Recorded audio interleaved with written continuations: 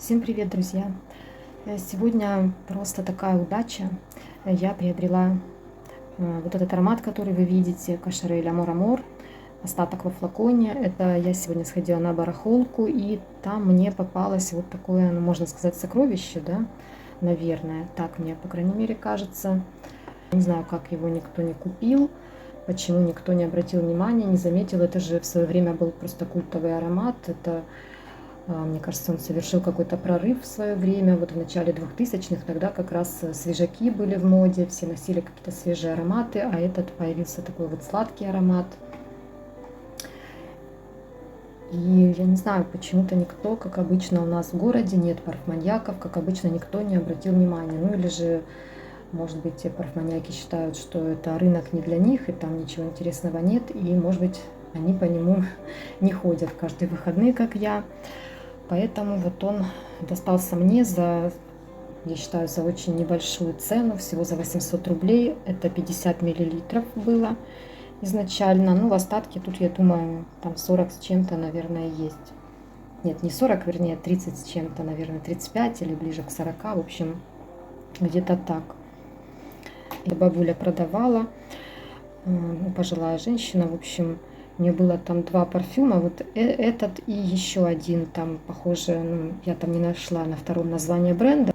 Я понюхала, там аромат такой, ну, более такой взрослый, мне кажется, более, или как-то ретрово звучал. Ну, в общем, как-то тот меня не заинтересовал, а вот этот очень даже заинтересовал, потому что, во-первых, я хотела с ним познакомиться. Я в то время вообще его не знала, ну, вернее, я, скорее всего, его слышала от кого-то, на людях, наверное, слышала этот аромат, потому что его звучание вот мне знакомо.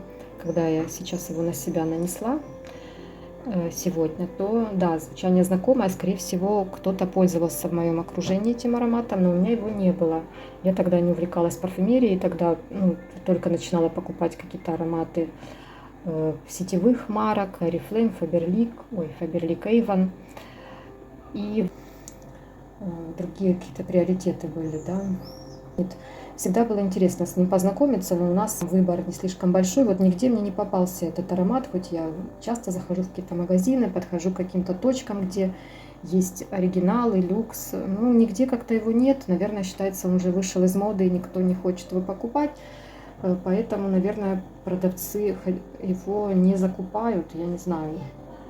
Потому что, наверное, мода на него прошла, хотя он бюджетный аромат. Да, насчет оригинальности я, конечно, полезла сразу в интернет посмотреть, как должен выглядеть вот эти буквы. Во-первых, они такие вот прощупываются, слегка выпуклые. Сзади тут роза, она тоже такая слегка, ощущается вот этот слой краски, да, под пальцами, поэтому, вряд ли, то есть все выглядит аккуратно, и пружинка вот эта тоже, она соответствует тем изображениям, которые я нашла. Поэтому, да, я спросила, конечно, тоже у продавцы, они не всегда даже знают, что они продают, поэтому тут нельзя рассчитывать, что прям, даже если человек и не хочет обмануть, он может просто даже и не знать. Если там когда-то 100 лет назад ему подарили этот аромат, изображением все это соответствовало, поэтому купила. Думаю, ладно, если даже это вдруг окажется, что какая-то копия, то 800 рублей, в принципе, и за копию не жалко отдать. Какая, видите, представилась возможность, вот не зря я хожу на эту барахолку каждые выходные, вот там все-таки попадаются даже какие-то такие вот интересные вещи, редкие ароматы, да, вот как был Марин. Я покупала, это достаточно тоже снятый редкий аромат. Вот этот аромат не снят с производства, с 2003 года он производится, до сих пор продается и довольно недорого. Но все-таки, да, как обычно люди говорят, что, возможно, первые выпуски были лучше, там какие-то другие дополнительные ноты какие-то присутствовали. А сейчас вроде бы все упрощается, якобы, возможно, и этот аромат. Вот я видела такие тоже отзывы в интернете, что этот аромат звучит уже не так, как 20 лет назад. Вроде бы как-то интереснее он звучал. И, в общем, когда я пробила бач-код в косметическом калькуляторе, оказалось, что этот аромат выпущен, вот именно этот флакон, в августе 2003 года. Это получается, что это один из первых выпусков. Представляете, друзья, это из первых выпусков этого аромата. Просто я была в шоке, конечно. наверное, рада, я не знаю, радоваться или огорчаться, что он такой старый, да, вроде бы как уже срок годности вышел, а с другой стороны, это первые выпуски, это что-то должно быть нереальное, ну что-то, наверное, самое лучшее, да, самая лучшая его версия, по идее, должна быть. Меня немножко вначале тоже смутило, что здесь вот нету надписи «Кошарель», но как потом я уже, когда его купила, начала рассматривать, здесь все-таки есть надпись «Кошарель». Вот справа внизу есть надпись «Кошарель Парфумс Париж». Да, все-таки этот бренд указан, 50 миллилитров, тут ну, такая четкая наклеечка, все так на ней четко прописано. Я ни разу не нюхала этот аромат, не знала, как он звучит. И да, вот представьте мои эмоции, когда я его распылила на себя, и он мне понравился. Это очень, конечно, приятно, очень такой, да, приятный сюрприз, что все-таки он мне понравился. Давайте коротко пробежимся по пирамиде этого аромата. В верхних нотах там черная смородина и много цитрусов, там и апельсин, и грейпфрут, и бергамот,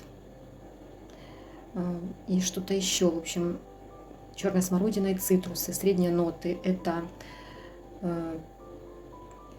персик или абрикос, роза, и еще цветы: жасмин, ландыш. В общем, какие-то белые цветы. В базе там ваниль, амбра, мускус и виргинский кедр. В общем, пирамида достаточно такая богатая, внушительная, да, это и цветы, и фрукты, и древесные ноты. Ну, честно говоря, то, что вот я ощущаю, да, давайте так, теперь по моим ощущениям я скажу, я цитрусы, наверное, ощущаю действительно в самом начале, когда наношу этот аромат, но они слетают довольно быстро, только в первых нотах. Ну, смородина, возможно, ощущается, или какие-то красные ягоды, вот где-то и малины нотки можно услышать, вот кому что, вот кто-то услышит малину, кто-то, может, клюкву, кто-то смородину, ну, какие-то ягоды присутствуют. Потом средние ноты, там абрикос, в общем, какой-то желтый фрукт, персик или абрикос, уже я точно не помню, ставлю пирамиду.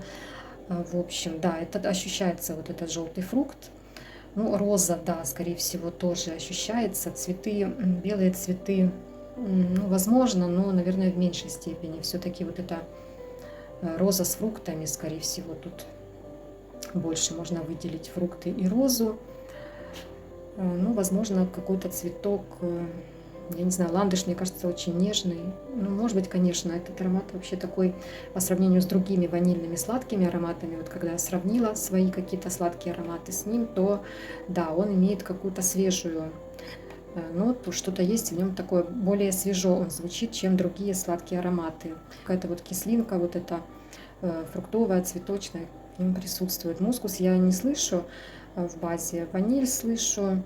Ну, древесные ноты, ну так, в меньшей степени, наверное.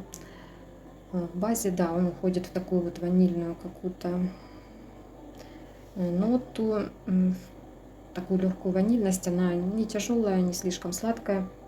Вот он у меня сейчас на запястье уже где-то, ну, с 2 часов дня. Это уже больше 6 часов. Вот сейчас, да, я слышу такую ваниль, наверное, может быть слегка с древесностью, потому что вот чем-то разбавлено таким менее сладким. Но мускуса не слышу, как вот сейчас, да, в современном понимании мускусы такие более какие-то или кричащие, более такие насыщенные, или такие какие-то нежные, обволакивающие. Такого вот эффекта я не слышу, который бы усиливал, да, его звучание. Мускус как-то здесь в современном понимании не присутствует. Может быть, раньше какие-то были другие мускусы, но, в общем, пирамида впечатляющая. Хотя аромат считался компотным в свое время. И потом, наверное, когда уже на него прошла мода, считалось, что это какой-то то ли легкий компотик, или наоборот, слишком сладкий компотик. В общем, кто как о нем отзывался. Такой достаточно противоречивый о нем отзывы. Такой люблю-ненавижу, да, от плюса до минуса там. Разброс большой по комментариям, по мнениям. И мне вот всегда было интересно все-таки, что же это за аромат. И вот, наконец-то, 20 лет спустя, чисто по случайности, наверное, если бы не эта случайность, я бы, наверное, не стала бы специально его где-то искать. Ну вот представился такой случай. Да, мне понравился даже вот на лето, мне кажется, вот особенно вечером, вот тоже сейчас, наверное, попробую еще раз нанесу и посмотрю вот на более свежем воздухе, вот выйду на улицу, посмотрю, как он будет раскрываться. Но даже в жару, вот день был жаркий, он не показался мне каким-то тяжелым, душным. Нет, вот в нем пока я не слышу какой-то душности, сладости чрезмерной. Как-то в нем, мне кажется, есть баланс вот этих свежих и сладких нот.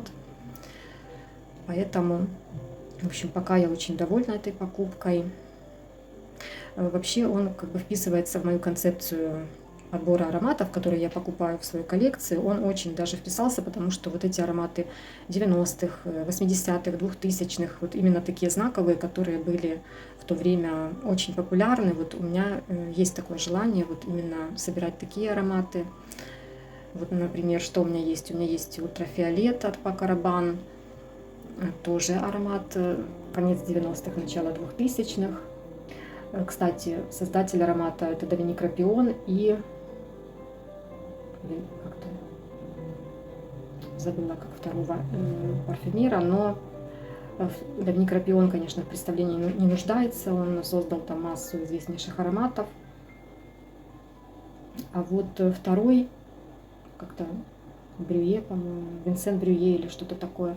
В общем, я залезла в его биографию, да, что он создавал. Он создавал, вот, что мне запомнилось, это для Костюм Националь много ароматов создал, возможно, в соавторстве с тем же Доминик Рапионом. Потом мне, по-моему, Ланком Тропик был известный аромат, насколько я помню, вот он тоже его создал. И который есть у меня, аромат, что интересно, это Мюглер Innocent у меня есть. И он тоже, там тоже с нотами черной смородины. И вот где-то перекликаются они какими-то, да, нотами. У них пирамида даже похожая, я открыла пирамиду, там даже есть сходство тоже, там фрукты и цветы, и база, там перекликаются они довольно-таки существенно. Вот такой вот интересный факт. В общем, ну этот парфюмер не слишком как-то он много насоздавал, там всего 30 с чем-то ароматов на фрагрантике, и как-то я не пойму, вот из современных ароматов как-то нет под его авторством, куда-то он, видимо, пропал. Вот после 2018 года я не вижу, чтобы он создавал ароматы, а ведь были же у него тоже известные такие удачные релизы. Вот еще показать, еще тут палетка у меня лежит, как раз я в последнее время крашусь. Я раньше снимала много таких именно макияжных видео, да, почему-то сейчас я как-то немножко от этого отошла. Это Джеффри Стар палетка, тоже, кстати, да, на тему любви, да, как видите, название такое тут тоже немножко такое в тему любви, как и этот аромат. Как-то бы освещение, так чтобы было что-то видно. Сейчас открою эту палетку, посмотрим. Такие тут оттеночки, тут таких вот золотистых много, опять же есть и серенький оттенок, и такой вот дуохромный, вот этот по центру оттенок, он из такого красноватого в золотой переливается, тоже очень красивый, прям вообще вот эти два оттенка, вот этот по центру и вот этот бронзовый, оранжевый, очень красивые такие прям металлические оттенки. Остальные тут вот этот в углу оттенок, это Sparkle, такой тоже красивейший, очень красиво переливается. Потом, ну вот это больше как такой сатиновый посерединке. Вот этот тоже такой ближе к сатину, но тоже очень красивый такой серо-бежевый оттенок. Ну в нижнем ряду тут такие потемнее, можно затемнить уголок. А вот тут как-то меньше я ими пользуюсь. Некоторые оттенки, вот этот вот белый и вот этот по центру в нижнем ряду, такое качество тут немножко не очень. Это был первый выпуск этой палетки до ее переформулировки. В общем, эти два оттенка были с таким спорным качеством, очень много было жалоб, и потом эти оттенки там переформулировали палетку, сделали их более качественными. Да, такой был немножко скандал с этой палеткой связан, потому что вот первый выпуск был не совсем удачный, что эти оттенки, видите, они немножко такие, как пупырышками, и плохо набираются, плохо отдают цвет.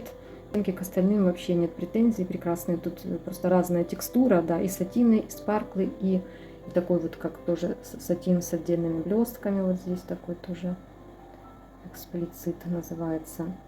В общем, интересная такая палетка, мне понравилась. Ну, за ту цену, за которую я ее купила, особенно с рук, вообще замечательно. 200 гривен она стоила. Просто замечательное качество на эту цену. И оттенки такие достаточно универсальные. Вообще можно тут на каждый день сделать макияж. И вот с этим красным можно такой более интересный сделать. И во внутренний уголок вот этот белый можно, как раз для внутреннего уголка нормально он набирается. Можно набрать и подсветить. Да, в общем, это одна из моих таких любимейших универсальных палеток. Когда не знаешь, чем накраситься, вот берешь прям один оттенок на все веко, и замечательно. Такая палочка-выручалочка, можно сказать. При том, что такое, да, немножко спорное оформление, но мне нравится. Почему нет? Тут ничего такого прям сильно вульгарного нет в ее оформлении. Необычно, не банально, интересно. Да, в общем, такая вот любовь, видите, такой амор сегодня. На этом я буду заканчивать это видео. Всем удачи, хорошего дня и пока-пока.